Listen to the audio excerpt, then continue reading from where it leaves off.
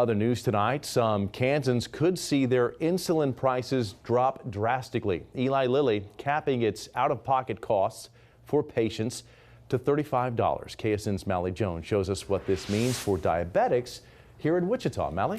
Jeff, the company says the $35 cap is effective immediately at participating pharmacies for those with commercial insurance. The people I spoke with here in Wichita emphasized diabetes is expensive. Beyond the insulin, they worry about sensors, monitors, and pumps on top of it. They hope this is a step in the right direction.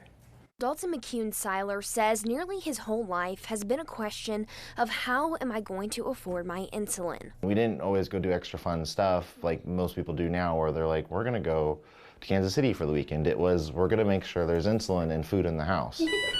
Elizabeth Hinks says she spends $300 to $600 a month. What we did a lot, unfortunately, was put it on a credit card because we just couldn't afford the out-of-pocket expense. That expense forcing both Hinks and McCune-Seiler to sacrifice their health. I've had to stretch it more times than I care to count in my life. You turn down your basal rate. You take as little insulin as possible. You use as little supplies as possible because you can't afford it. If you're doing that, you feel miserable. You're so sick. Your brain's not thinking clearly because all of your body systems aren't operating like they should. The executive director at Great Plains Diabetes says Hinks and McCune-Seiler are not alone. People come in every day asking for help. We see people ration their insulin here. I see people not take their insulin and ended up in the hospital because they didn't have insulin. McCune-Seiler and Hinks hope the new Eli Lilly cap of $35 will make their roads a little bit smoother.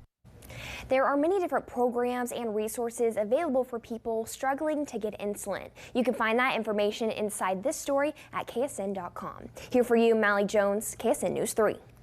Mally, thank you. And data from the White House shows more than 10% of Kansas adults have diabetes, meaning more than 200,000 Kansans could benefit from the cost cap.